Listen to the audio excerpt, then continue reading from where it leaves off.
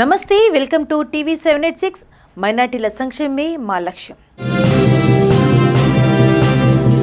ఇక బులెటిన్స్లోకి చూస్తే, కాంగ్రెస్ ప్రభుత్వ విధానంపై ఎమ్మెల్యే మాధవరం కృష్ణారావు ఫైర్ అయ్యారు.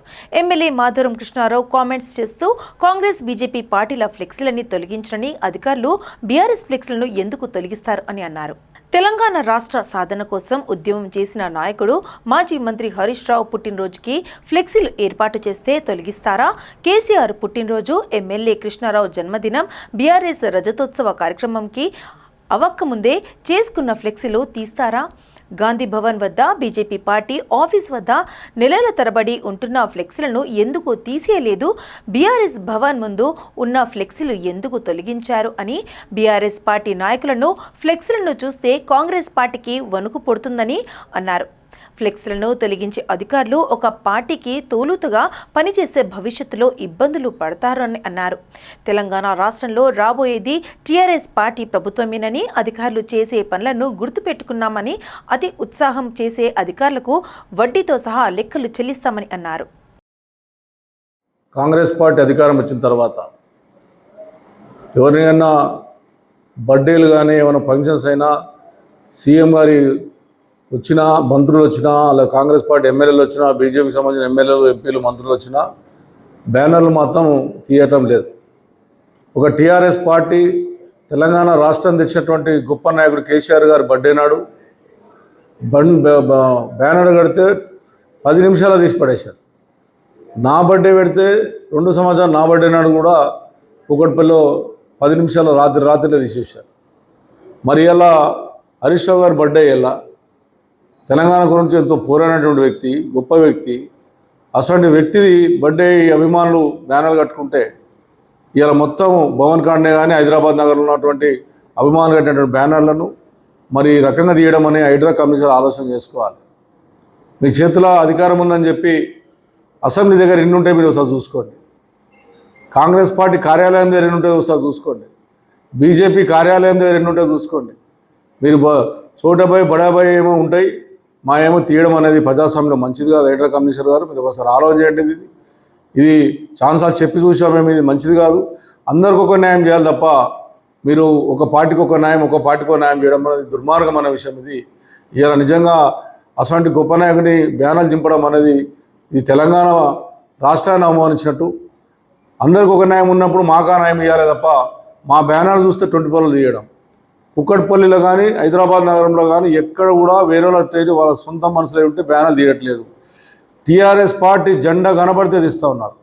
ఇది మూల్యం చెల్లించే తప్పదు. మీకు ఫ్యూచర్లో ఖచ్చితంగా మీరు ఈ రకంగా పోతూ ఉంటే ఆఫీసర్లు అనేర్లు వాళ్ళు రాష్ట్రానికి ప్రజల పక్షాన్ని నిలబడాలి తప్ప కాంగ్రెస్ పార్టీ కండవలేసుకునే విధంగా, బీజేపీ కండవలేసుకునే విధంగా అధికారులు చేస్తే వచ్చేది మా ప్రభుత్వం. మీకు తగినటువంటి శాస్తి జరుగుతుంది. ఆఫీసర్లు ఆలోచన చేసుకొని చెప్పి తెలియజేస్తా. మాజీ మంత్రి చిలకలూరిపేట ఎమ్మెల్యే పత్తిపాటి పుల్లారావు, అతని అనుచరులు అరాచకాలు అన్నీ ఇన్ని కావు. చిలకలూరిపేటలో టీడీపీ పార్టీ నేతలు రౌడీలుగా వ్యవహరిస్తున్నారని బాధితులు వాపోయారు. అక్రమంగా మా బిల్డింగ్స్ను పుల్లారావు, అతని అనుచరులు కబ్జాలు చేస్తున్నారని అన్నారు. చిలకలూరిపేటలో సాయి కార్తిక్ సిట్ సెంటర్ టీడీపీ పార్టీ నేతలను ఆక్రమించుకున్నారని, కమర్షియల్ కాంప్లెక్స్ పై కన్నేసి దాన్ని రౌడీలు పెట్టి పుల్లారావు కబ్జా చేశాడని, కాంప్లెక్స్ ను ఆగస్టు 5, 2024 పుల్లారావు అనుచరులు కబ్జా చేశారని, ఈ కాంప్లెక్స్ లో 2 థియేటర్లు, 2 ఫంక్షన్ హాల్స్ కింద వ్యాపార సముదాయాలు ఉన్నాయని, 60 కోట్లు ఆస్తిపై కన్నేసి పుల్లారావు అనుచరులు తీవ్ర ఇబ్బందులకు గురి చేస్తున్నారన్నారు. చిలకలూరిపేట పోలీస్ స్టేషన్ కు వెళ్లినా మాకు న్యాయం జరగలేదని, దీంతో జాతీయ మానవ హక్కుల కమిషన్ను సైతం ఆశ్రయించానన్నారు. అదేవిధంగా హైకోర్టును సైతం ఆశ్రయించామని, కోర్టు తీర్పు అనుకూలంగా వచ్చినా కూడా లోకల్ పోలీసు వాళ్లు అమలు చేయడం లేదని అన్నారు. బక్రీద్ పండుగని పురస్కరించుకొని సంతోష్ నగర్ పోలీస్ స్టేషన్లో రౌడీ షీటర్లకు ఏసీపీ ఠాకూర్ సుఖదేవ్ సింగ్ కౌన్సిలింగ్ నిర్వహించారు. రౌడీ షీటర్లు నేర కార్యకలాపాలను వదిలి మెరుగైన బాధ్యతాయుతమైన జీవితాన్ని గడపాలని సూచించారు. మంచి ప్రవర్తనతో మెలిగితే రౌడీ షీట్ తొలగించే విధంగా కృషి చేస్తారని తెలిపారు. ఈ కార్యక్రమంలో Santosh Nagar inspector K Satyanarayana, detective inspector B Jagan Reddy, sub ఇన్స్పెక్టర్లు పాల్గొన్నారు. పటాన్చెరు నియోజకవర్గం పరిధిలో ప్రభుత్వ ఆసుపత్రిలో పటాన్చెరు బీఆర్ఎస్ కోఆర్డినేటర్ ఆదర్శ్ రెడ్డి ఆధ్వర్యంలో మాజీ మంత్రి హరీష్ రావు పుట్టినరోజు వేడుకలు ఘనంగా నిర్వహించారు. ప్రభుత్వ ఆసుపత్రిలో కేక్ కట్ చేసి అనంతరం ఆసుపత్రిలో ఉన్న పేషెంట్లకు పండ్ల పంపిణీ చేశారు. ఈ సందర్భంగా ఆదర్శ్ రెడ్డి మాట్లాడుతూ మాజీ మంత్రి హరీష్ రావు జన్మదిన వేడుకలు చేయడం చాలా సంతోషంగా ఉందని అన్నారు. జిల్లా అభివృద్ధి చెందింది కేవలం హరీష్ రావుతోనే జరిగిందని, పటాన్చెరులో 250 పడకల ఆసుపత్రి అందించడం చాలా సంతోషంగా ఉందని అన్నారు. నా గాడ్ ఫాదర్ మరి సిద్దిపేట ముద్దుబిడ్డ, ఎవరికి ఏ రకమైన సమస్య ఉన్నా అన్నా అంటే నేనున్నా అని పలికే నాయకుడు. ముఖ్యంగా మా మెదక్ జిల్లాకి మరి మా పటాన్చెరు కాన్స్టిట్యున్సీకి ఇప్పుడనే కాదు, గత 15 సంవత్సరాలు ఇప్పటిదాకా కుమారన్న గారు అన్నట్టు 15 సంవత్సరాల నుంచి శ్రీరామ రక్ష కింద ఏది అడిగితే అది ఇస్తూ మమ్మల్ని, మా కాన్స్టిట్యున్సీని, మెదక్ జిల్లాని, దాంతోపాటు కేసీఆర్ గారి సూచనల మేరకు రాష్ట్రాన్ని అభివృద్ధి బాటలో తీసుకుపోయిన మా అందరికీ ప్రియమైన నాయకుడు మరి మా హరీష్ రావు గారికి జన్మదిన శుభాకాంక్షలు మా పటాన్చెరు కాన్స్టిట్యున్సీ తరఫున తెలుపుతూ, మరి ఆయన జన్మదిన సందర్భంగా మరి ఇక్కడ పటాన్చెరులో మా కుమారన్న ఆధ్వర్యంలో మరి సోమిరెడ్డి గారు, బాలరెడ్డి గారు, వెంకటేష్ గౌడ్ గారు, గోవర్ధన్ రెడ్డి గారు, మరి అంజన్న గారు, మరి రాముల్ గౌడ్ గారు, పెద్దలందరూ ఇక్కడికి విచ్చేసిన పెద్దలందరితో పాటు మేము ఇవాళ హరీష్ అన్న బర్త్డే సెలబ్రేట్ చేసుకోవాలి, అందరం ఒకటే దగ్గర ఉండి మంచిగా అందరం ఒకటే పళ్ళు ఇవాళ ఏరియా హాస్పిటల్లో మరి పళ్ళ పంపిణీ చేసి కేక్ కటింగ్ ప్రోగ్రామ్ పెట్టుకున్నందుకు, మరి ఇక్కడ ఈ అరేంజ్మెంట్స్ అన్నీ చేసినందుకు మరి కుమార్ యాదవ్ గారికి ప్రత్యేకంగా ధన్యవాదాలు చేసుకుంటూ, మా కోఆర్డినేటర్ అయినటువంటి గౌరవ ఆదర్శ్ రెడ్డి గారి ఆధ్వర్యంలో జరుగుతున్నటువంటి హరీష్ అన్న గారి జన్మదిన శుభాకాంక్షలు ముఖ్యంగా అందరికీ తెలియజేస్తున్నాం. ఇక్కడ చేసిన వాళ్ళకందరికీ కూడా నిజంగా హరీష్ అన్న మాకు నిజంగా మా రాష్ట్రానికి, మా జిల్లాకు దొరకడం చాలా అదృష్టకరం. ఎందుకంటే మచ్చలేని నాయకుడు, నిరంతరం ప్రజల మధ్యలో ఉంటూ ప్రజాసేవ కోరుతూ ప్రజల కష్టసుఖాలే తన సుఖాలు అంటూ ముందుకు పోతున్నటువంటి హరీష్ అన్నకు నిజంగా ఈ ఏళ్ళ జన్మదిన సందర్భంగా మేము ఇక్కడ కార్యక్రమం చేసుకోవడం చాలా సంతోషకరం అనిపిస్తుంది. అలాంటి వ్యక్తి నిండు 100 ఏళ్ళు జీవించాలని మనస్ఫూర్తిగా కోరుకుంటూ, ఈ రాష్ట్రానికి నిజంగా ఆయన గత 10 సంవత్సరాలు మాజీ మంత్రిగా ఉంటూ, ఆరోగ్య మంత్రిగా ఉంటూ, ఆర్థిక మంత్రిగా ఉంటూ వినలేని సేవలు చేస్తూ నిజంగా ఎక్కడ ఇబ్బంది ఉన్నా పొద్దున్న లేదు, సాయంత్రం లేదు, రాత్రి లేదనుకుంటా తిరుగుతూ ప్రజా సమస్యలు నెరవేరుస్తూ నిజంగా అలాంటి నెరవేరుస్తూ ముందుకెళ్ళినటువంటి నాయకుడు మన హరీష్. చాలా గొప్ప నాయకుడు. రాష్ట్రానికి దొరకడం నిజంగా అంత ఆషామాషి కాదు. అలాంటి వ్యక్తి దొరకడం చాలా మంచితనం అని తెలియజేస్తూ, మళ్ళీ ముఖ్యంగా మా మెదక్ జిల్లాకు, ఉమ్మడి జిల్లాకు సంబంధించిన మా హరీష్ అన్న నిజంగా మా కాన్స్టిట్యున్సీకి కూడా పెద్దన్నగా ఉంటూ ఎన్నో కార్యక్రమాలు తీసుకొచ్చి నిజంగా పక్కనే ఉన్నటువంటి 250 పడకల హాస్పిటల్ రావడానికి ముఖ్య కారణము ఇవల్ల మా హరీష్ అన్న. మేడ్చల్ జిల్లా ఘట్కేసర్ మండలంలోని ఘట్కేసర్ ఈదులాబాద్ గ్రామంలో ఏర్పాటు చేసిన రెవెన్యూ సదస్సులో భూభారతి చట్టం 2025 రెవెన్యూ సదస్సులను మేడ్చల్ జిల్లా అడిషనల్ కలెక్టర్ విజేందర్ రెడ్డి పరిశీలించారు. అనంతరం రైతులకు సంబంధించిన సమస్యల గురించి అవగాహన కల్పించాలని అడిషనల్ కలెక్టర్ రెవెన్యూ సిబ్బందికి ఆదేశాలు జారీ చేశారు. ఈ కార్యక్రమంలో మేడ్చల్ మాజీ ఎమ్మెల్యే మల్లిపెద్ది సుధీర్ రెడ్డి, మాజీ ZP chairman Sharath Chandra Reddy, Malkajgiri ACP Chakrapani, Medchal నియోజకవర్గం కాంగ్రెస్ పార్టీ ఇన్ఛార్జ్ తోటకూర వజ్రేష్ యాదవ్ తదితరులు పాల్గొన్నారు. తెలంగాణ రాష్ట్ర ప్రభుత్వం జూన్ 18 లోపు నిరుద్యోగులకు జాబ్ నోటిఫికేషన్లు విడుదల చేయని పక్షంలో 18వ తేదీన అమరణ నిరాహార దీక్షకు కూర్చుంటానని నిరుద్యోగ జేఏసీ చైర్మన్ మోతిలాల్ నాయక్ రాష్ట్ర ప్రభుత్వాన్ని హెచ్చరించారు. ఈ మేరకు తెలంగాణ రాష్ట్ర ప్రభుత్వం జాబ్ నోటిఫికేషన్లను తక్షణమే విడుదల చేయాలని డిమాండ్ చేస్తూ నిరుద్యోగ జేఏసీ చైర్మన్ మోతిలాల్ నాయక్ ఆధ్వర్యంలో ఉస్మానియా యూనివర్సిటీ మెయిన్ లైబ్రరీ నుంచి ఆర్ట్స్ కళాశాల వరకు నిరుద్యోగులు పెద్ద ఎత్తున ర్యాలీ నిర్వహించారు. ఈ సందర్భంగా మోతిలాల్ నాయక్ మాట్లాడుతూ తెలంగాణ ప్రభుత్వం ఆవిర్భావ దినోత్సవం రోజున జాబ్ నోటిఫికేషన్స్లను విడుదల చేస్తుందని నిరుద్యోగులు వేచి చూశారని అన్నారు. వెంటనే అన్ని నోటిఫికేషన్లను విడుదల చేయాలని డిమాండ్ చేశారు. లేని పక్షంలో పెద్ద ఎత్తున ఉద్యమం చేస్తామని అన్నారు. ఈసారి చచ్చేదా, ఉద్యోగ నోటిఫికేషన్లు వచ్చేదా తేల్చుకుంటామని అన్నారు. మీడియాకు మేము చేతులు జోడించి మేము మొక్కుతా ఉన్నాం. మా సమస్యను ప్రభుత్వ దృష్టికి, ఈ ప్రజల దృష్టికి మేము 17 నెలల నుంచి మేము వెయిట్ చేస్తూ ఉన్నాం. ఈ యొక్క సమస్యను మీరు అందరి దృష్టికి తీసుకుపోవాలని చెప్పేసి దీన్ని లైవ్ కాస్ట్ చేయాలని చెప్పేసి మేము కోరుతా ఉన్నాం. సమస్య ఏంటంటే 17 నెలల నుంచి మేము వెయిట్ చేసినాం, ఉద్యోగ నోటిఫికేషన్ గురించి వెయిట్ చేసినాం. జాబ్ క్యాలెండర్ అన్నారు, జాబ్ క్యాలెండర్ లేదు. ఎస్సీ వర్గీకరణ అన్నారు, ఎస్సీ వర్గీకరణ లేదు. మే 1 మేము నోటిఫికేషన్ విడుదల చేస్తా అన్నారు, అది కూడా లేదు. కాబట్టి మేము అందుకనే ఇప్పుడు మరో తెలంగాణ ఉద్యమానికి మేము జూన్ 2 వరకు కూడా మేము వెయిట్ చేసినాం. మేము ఒక్క నోటిఫికేషన్ వస్తుందేమో మేము వెయిట్ చేసినాం, కానీ ఒక్క నోటిఫికేషన్ కూడా లేదు. కాబట్టి ఇక మేము పోరాటం చేయకపోతే మాకు ఉద్యోగాలు రావని చెప్పేసి మాకు కూడా అర్థమైంది. కాబట్టి ఈ తెలంగాణ గడ్డ నుంచి ఈ తెలంగాణ రాష్ట్రాన్ని సాధించిన వాళ్ళం ఉద్యమాలు చేసి మళ్ళీ ఉద్యోగాలు సాధించడం మాకు కొత్త కాదు. ఉద్యోగాల కోసం మరో ఉద్యమం, తెలంగాణ ఉద్యమం అనేది ఈ ఉస్మానియా యూనివర్సిటీ వేదికగా మేము మొదలు పెడుతున్నాం. ఇది ఈ రాష్ట్రంలో ఉన్నటువంటి అన్ని లైబ్రరీలో, అన్ని స్టడీ హాల్స్లో boycott study halls, boycott institutes, boycott అన్ని లైబ్రరీస్ కూడా బాయ్కాట్ చేయాలని చెప్పేసి యావత్ తెలంగాణలో ఉన్న నిరుద్యోగ యువతకు నేను పిలిపిస్తా ఉన్నా. కాంగ్రెస్ ప్రభుత్వాన్ని కూడా మీరు ఇప్పటికైనా జూన్ 18 వరకైనా మీరు మా యొక్క సమస్యను మీరు పరిష్కారం చేసి నోటిఫికేషన్ విడుదల చేయాలని, చేయకపోతే మాత్రం ఈసారి 100 మందితో ఆమరణ నిరాహార దీక్ష కూర్చుంటామని చెప్పేసి మేము హెచ్చరిస్తూ ఉన్నాం. కాబట్టి ప్రభుత్వం ఇప్పుడైనా సరే కళ్ళు తెరిచి నోటిఫికేషన్ విడుదల చేయాలని చెప్పేసి, ముఖ్యంగా నిరుద్యోగ యువత అందరూ కూడా ఏకమవ్వాలని చెప్పేసి, ముఖ్యంగా అన్ని కుల సంఘాల నాయకులు, అన్ని విద్యార్థి సంఘాల నాయకులు మీరందరూ కూడా మాకు సపోర్ట్ చేయాలని చెప్పేసి, మా నిరుద్యోగ యువత అండగా నిలబడాలని చెప్పేసి అందరం ఏకమై మళ్ళీ ఈ ఉద్యమాల కోసం ఏదైతే ఈ మరో తెలంగాణ ఉద్యమం మొదలైందో ఈ ఉద్యమానికి మీరందరూ మద్దతు ఇచ్చి మాకు నోటిఫికేషన్ విడుదల చేసే వరకు మాతో తోడుగా నీడగా ఉండి మమ్మల్ని సాధించే వరకు మమ్మల్ని గమ్యాన్ని చేరవేస్తారని చెప్పేసి మీ అందరినీ కూడా చేతులు జోడించి మేము వేడుకుంటా ఉన్నాం.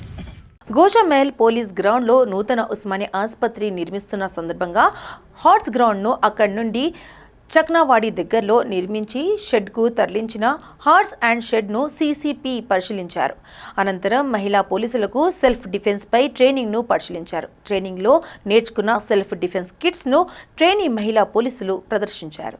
ఉస్మానియా నూతన భవన్ నిర్మించడానికి ప్రభుత్వం నిర్ణయించింది. ఆసుపత్రి నిర్మాణ పనులను త్వరలో జరుగుతున్న నేపథ్యంలో తమ పోలీసుల శాఖకు చెందిన బ్లాక్స్ను తరలిస్తున్నామన్నారు.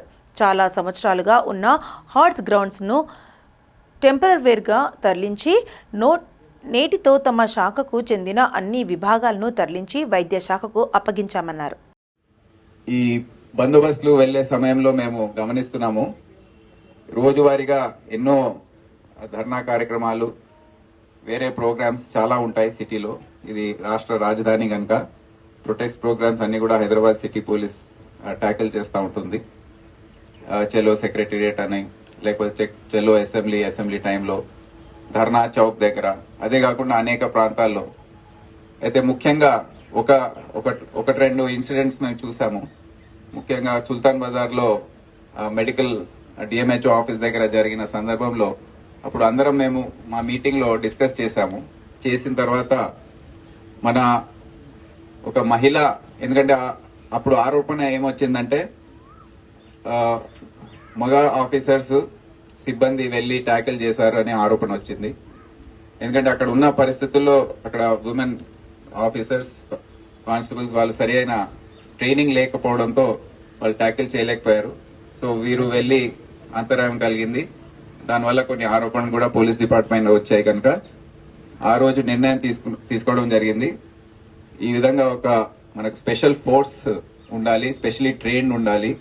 వారికి ఏ విధంగా హ్యాండిల్ చేయాలో, టెక్నిక్స్ ఏంటి, సెల్ఫ్ డిఫెన్స్ లో ఏంటి, లిఫ్టింగ్ లో ఏంటి, ఏం చేయాలనేది వారికి ట్రైనింగ్ ఇస్తే గానీ మనము ఇది అధిగమించలేమని ఆ రోజు నిర్ణయం తీసుకోవడం జరిగింది. డీసీపీ సిఆర్ రక్షిత గారు, అదే కాకుండా కిష్టయ్య, ఇతర ఆఫీసర్స్ అందరు కూడా కృషి చేసి ఈరోజు ఈ ఒక swat team, Swift women action team, Swift women action team అనేది ఒకటి మేము క్రియేట్ చేశాము. స్వాట్ ఇప్పటి నుండి దాని రెఫరెన్స్ అనేది మేము ఎప్పటి నుంచి స్వాట్ టీమ్ పంపించండి అంటే వీరు వెళ్తారు. మీకు కూడా స్వాట్ అనగానే మీరే తొందరగా వెళ్ళి ట్యాకిల్ చేసుకోవాలి.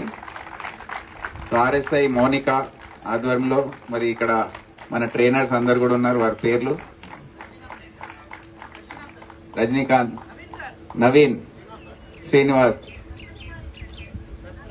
రత్నకుమారి, వీరందరి ఆధ్వర్యంలో మీరు చాలా బాగా ట్రైనింగ్ పొందారు. నాకు తెలుసు మీరు ఫస్ట్ అప్లికేషన్స్ ఎవరున్నా ఇంట్రెస్టెడ్ ఉన్నారని అడిగినప్పుడు ఒక్కరు కూడా ముందుకు రాలేదు. నాకు రిపోర్ట్ చేశారు మీ డీసీపీ గారు, సార్ ఎవరు ఇంట్రెస్ట్ చూపించడం లేదు. నేను అన్నా మళ్ళీ అడగండి చెప్పండి అంటే మీరు మెల్లమెల్లగా అందరు ముందుకు వచ్చారు. ఈరోజు చూడండి ఏ విధంగా తయారు, మీరు అందరు ఫైటర్స్ లాగా తయారయ్యారు. సో మీ అందరికీ నా అభినందన తెలియజేస్తున్నాను. ఎప్పుడు కూడా దేనికి భయపడొద్దు. ముందు మనం ఒక ముందడుగు వేస్తేనే మనం ఏదైనా సాధించే పరిస్థితిలో ఉంటాం. జూబ్లీహిల్స్ అసెంబ్లీ వెంగళరావు నగర్ శ్రీనగర్ కాలనీ డివిజన్లోని వివిధ వెల్ఫేర్ అసోసియేషన్ సభ్యులు వివిధ బస్తీ వాసులతో సమావేశమై సంబంధిత అధికారులతో కలిసి సమావేశం నిర్వహించారు కేంద్ర మంత్రి కిషన్ రెడ్డి. ఈ సందర్భంగా స్థానిక బస్తీ ప్రజలు తాగునీరు, విద్యుత్, కమ్యూనిటీ హాళ్లు, రోడ్లు, డ్రైనేజ్ వంటి సమస్యలను మంత్రి దృష్టికి తేవడంతో వెంటనే సమస్యలను పరిష్కరించాలని తన వెంట ఉన్న సంబంధిత అధికారులను ఆదేశించారు. ఈ సందర్భంగా మీడియాతో కిషన్ రెడ్డి మాట్లాడుతూ, నేడు ప్రజలతో బస్తీ వాసులతో మాట్లాడుతున్నప్పుడు అనేక సమస్యలు నా దృష్టికి వచ్చాయని అన్నారు. ముఖ్యంగా కాలనీలో వీధి లైట్లు, తాగునీటి సమస్య తీవ్రంగా ఉందన్నారు. ఈరోజు సికింద్రాబాద్ పార్లమెంట్ కాన్స్టిట్యున్సీలోని జూబ్లీ హిల్స్ అసెంబ్లీ పరిధిలో వివిధ కాలనీలలో పర్యటిస్తూ ఉన్నాను. కాలనీలకు సంబంధించి పెద్దలను కలుసుకొని వాళ్ళకి సంబంధించినటువంటి సమస్యలు, అవి రోడ్ల సమస్యలు కానీ, పార్కుల సమస్యలు కానీ, మంచినీటి సమస్య కానీ, డ్రైనేజ్ సమస్య కానీ, వీధి లైట్ల సమస్య కానీ, ఈ సమస్యలు కొంత తెలుసుకోవడం కోసం స్వయంగా రావడం జరిగింది. ఇక్కడ ఉన్నటువంటి స్థానికులు, కాలనీ అసోసియేషన్ పెద్దలు కూడా అనేక అంశాలు మా దృష్టికి తీసుకురావడం జరిగింది. నేను నాతో పాటు జిహెచ్ఎంసి, హైదరాబాద్ మెట్రో వాటర్, అదేవిధంగా రెవెన్యూ, ఆర్డీఓ, తహసీల్దార్ అందరినీ తీసుకొని కూడా వచ్చాను. స్థానికంగా ఉన్న సమస్యలు నేరుగా వాళ్ళు కూడా విన్నారు, వాళ్ళు కూడా అర్థం చేసుకున్నారు. వాళ్ళు కూడా ఈ సమస్యల పరిష్కారం కోసం వారు కూడా కృషి చేస్తారని చెప్పి నేను ఈ సందర్భంగా మనవి చేస్తాను. హైదరాబాద్కు నేను ముఖ్యమంత్రి గారిని, చీఫ్ సెక్రటరీని కోరేది ఒకటే, హైదరాబాద్లో నిధుల కొరత లేకుండా చూడాల్సినటువంటి అవసరం ఉంది. హైదరాబాద్లో ఉన్నటువంటి స్థానిక సమస్యలు ఏవైతున్నాయో ఆ సమస్యలు పరిష్కారం చేయాలి. ఈరోజు చాలా పెద్ద నగరం హైదరాబాదు. ఇటువంటి హైదరాబాదులో మరి తెలంగాణ రాష్ట్రానికి సంబంధించి 33% మించి జనాభా హైదరాబాదు, తెలంగాణ ఇక్కడే ఉంటారు. అదేవిధంగా రెవెన్యూ చూసినట్టయితే 70% రెవెన్యూ మన జిహెచ్ఎంసీ పరిధి నుంచే రాష్ట్ర ప్రభుత్వానికి వస్తుంది. రాష్ట్ర ప్రభుత్వం యొక్క నిర్వహణ బాధ్యత అంతా కూడా ఇక్కడ ప్రజల యొక్క మరి పన్నుల చెల్లింపు ద్వారానే ప్రభుత్వం ముందుకెళ్తుంది. అటువంటి హైదరాబాద్లో ఈరోజు నిధుల కొరత ఉంది. నిధుల కొరత లేకుండా చూడాల్సిన అవసరం ఉంది. ఏ రకమైన పరిస్థితి వచ్చిందంటే, వీధి లైట్లు కాలిపోతే, వీధి లైట్లు పని చేయకపోతే, వీధి లైట్లు కొనాలన్నా, కొత్త బల్బులు రిప్లేస్ చేయాలంటే కూడా నిధుల కొరత ఉండడం అనేటువంటిది ఇది చాలా దురదృష్టకరము. గత 8-10 నెలలుగా హైదరాబాద్లో వీధి లైట్లు పెట్టలేనటువంటి దౌర్భాగ్యమైనటువంటి పరిస్థితి ఉండడము దురదృష్టకరము.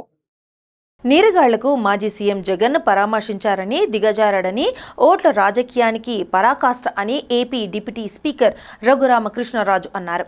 అమరావతిలో నిర్వహించిన మీడియా సమావేశంలో ఆయన మాట్లాడారు. ఈ సందర్భంగా ఆయన మాట్లాడుతూ, రాజకీయాల్లో ఆత్మహత్యలే తప్ప హత్యలుండవని సామెత జగన్ లాంటి వారిని చూసి వచ్చిందని, గాంజాయి బ్యాచ్ను పరామర్శించి రాజకీయంగా ఆయన ఆత్మహత్యకు పాల్పడ్డారు. పోలీసులపై హత్యాయత్నం చేసిన నిందితులకు జగన్ అండదండలా నాడు ఎంపీగా ఉన్నప్పుడు అప్పటి అధికారి సునీల్ కుమార్తో నన్ను కస్టడీలో కొట్టించింది జగనేనని, ఆయన చూసి జాలిపడటం తప్ప ఇంకేమీ చేయలేనని, నేరగాళ్లను వెనక్కు వేసుకొచ్చే నాయకుడు దొరకడం వైకాపా నేతల అదృష్టమని రఘురాం ఎద్దేవా చేశారు. ఏపీలోని గుంటూరు జిల్లా తెనాలిలో నడి రోడ్డుపై 3 యువకులను పోలీసులు చితకబాదిన ఘటనపై మాజీ సీఎం, వైసీపీ అధినేత వైఎస్ జగన్ మండిపడ్డారు. గాంజాయి మత్తులో దాడికి ప్రయత్నించారని, వారిపై తప్పుడు కేసులు పెట్టి నడి రోడ్డుపై చితకబాదడం ఏమిటని ఆగ్రహం వ్యక్తం చేశారు. కేసులు ఎవరి మీద అయినా ఉండవచ్చని, ఆ వ్యవహారాన్ని కోర్టులు చూసుకుంటాయని తెలిపారు. ఏపీ సీఎం చంద్రబాబుపై 24 కేసులు ఉన్నాయని, అలా అన్ని నడి రోడ్డు మీదకు తీసుకువచ్చి తనడం ధర్మమేనా? పోలీసులు చట్టాన్ని ఉల్లంఘిస్తారా? ఇలా చేస్తే నైతికత పోలీసులకు ఉందా అని ప్రశ్నించారు. పరువు ప్రతిష్టలను తీసేసే హక్కు పోలీసులకు ఉందా అని నిలదీశారు. నడి రోడ్డుపై కొట్టే హక్కు పోలీసులకు ఎవరిచ్చారని అడిగారు. మధేర్ నియోజకవర్గంలో ఏరుపాలెం మండలం మలుగుమాడులో మంగళవారం భూభారతి సర్వేను డిప్యూటీ సీఎం మల్లు భట్టి విక్రమార్క, వ్యవసాయ శాఖ మంత్రి తుమ్మల నాగేశ్వరరావు, రెవెన్యూ శాఖ మంత్రి పొంగులేటి శ్రీనివాసరెడ్డి ప్రారంభించారు. ఈ సందర్భంగా మంత్రి తుమ్మల నాగేశ్వరరావు మాట్లాడారు. ఇది పవిత్రమైన కార్యక్రమమని, ఇది శుభ సూచకమని, ఇదొక విప్లవాత్మకమైన కార్యక్రమమని అన్నారు. భూ సమస్యలకు శాశ్వత పరిష్కారం చూపించేందుకే భూభారతిని తీసుకొచ్చామని మంత్రి తెలిపారు. పవర్ స్టార్ పవన్ కళ్యాణ్ నటించిన హరిహర వీరమల్లు సినిమా విషయంలో ఏం జరుగుతుందో ఎవరికీ అంతుచిక్కడం లేదు. ఎన్నో ఏళ్లుగా ఈ సినిమా కోసం అభిమానులు వేకళ్లతో ఎదురు చూస్తున్నారు. డైరెక్టర్ క్రిష్ ఈ చిత్రాన్ని మొదలుపెట్టగా మెగా సూర్య ప్రొడక్షన్స్ బ్యానర్పై ఏఎం రత్నం సమర్పణలో ఏ దయాకర్ రావు నిర్మిస్తున్నారు. ఈ చిత్రంలో పవన్ సరసన నిధి అగర్వాల్ నటిస్తోంది. వీరమల్లు మొదలుపెట్టిన దగ్గర నుంచి ఇప్పటి వరకు ఏదొక ఆటంకం వస్తూనే ఉంది. క్రిష్ సినిమా నుంచి తప్పుకోవడంతో జ్యోతి కృష్ణ ఆ బాధ్యతలను స్వీకరించాడు. పదవి వచ్చిన ప్రజా సమస్యల మధ్య సతమతమవుతున్న పవన్ ఈ సినిమా నుంచి తప్పుకోకుండా టైం చూసుకొని సినిమాని ఫినిష్ చేశాడు. ఇక రిలీజ్ డేట్ల గురించి చెప్పాలంటే పెద్ద లిస్ట్ వస్తుంది. ఎన్నో వాయిదాల తర్వాత ఎటుకెలకు జూన్ 12న హరిహర వీరమల్లు రిలీజ్ అవుతుందని మేకర్స్ చెప్పడంతో ఫ్యాన్స్ అందరూ ఊపిరి పీల్చుకున్నారు. ఈ మధ్యనే పవన్ డబ్బింగ్ పనులు కూడా పూర్తి చేశారు. ఏపీ ముఖ్యమంత్రి చంద్రబాబుతో సినీ నటుడు అక్కినేని నాగార్జున ప్రత్యేకంగా సమావేశమయ్యారు.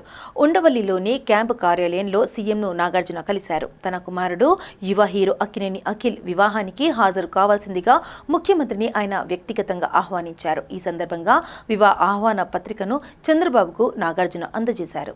ప్రస్తుతం అక్కినేని కుటుంబంలో పెళ్లి సందడి నెలకొంది. అఖిల్ వివాహం ఈ నెల 6వ తేదీన జరగనున్నట్లు, ఈ నేపథ్యంలో నాగార్జున ప్రముఖులను స్వయంగా కలిసి వివాహ వేడుకకు ఆహ్వానిస్తున్నారు. ఇందులో భాగంగానే ఆయన ఈరోజు ఉండవల్లికి విచ్చేసి ముఖ్యమంత్రి చంద్రబాబును కలిశారు. ఇరువురు కాసేపు వివిధ అంశాలపై మాట్లాడుకున్నట్లు సమాచారం. ఆర్బీఐ ద్రవ్య పరపతి సమావేశం ఫలితాల నేపథ్యంలో మదుపర్లు అప్రమత్తంగా వ్యవహరించారు. గరిష్టాల వద్ద మదుపర్లు అమ్మకాలకు మొగ్గు చూపడంతో మంగళవారం దేశీయ సూచనలు నష్టాలను మూటగట్టుకున్నాయి. అంతర్జాతీయంగా సానుకూల సంకేతాల నేపథ్యంలో మంగళవారం ఉదయం స్టాక్ మార్కెట్లు లాభాల్లోనే ప్రారంభమయ్యాయి. అయితే ఐటీ, ఫైనాన్షియల్ షేర్లలో అమ్మకాలు సూచనలను కిందకు లాగాయి. దీంతో సెన్సెక్స్, నిఫ్ట్ నష్టాలను మూటగట్టుకున్నాయి. అయితే బ్యాంక్ నిఫ్ట్ మాత్రం ఒక దశలో ఆల్ టైమ్ హైని టచ్ చేసింది.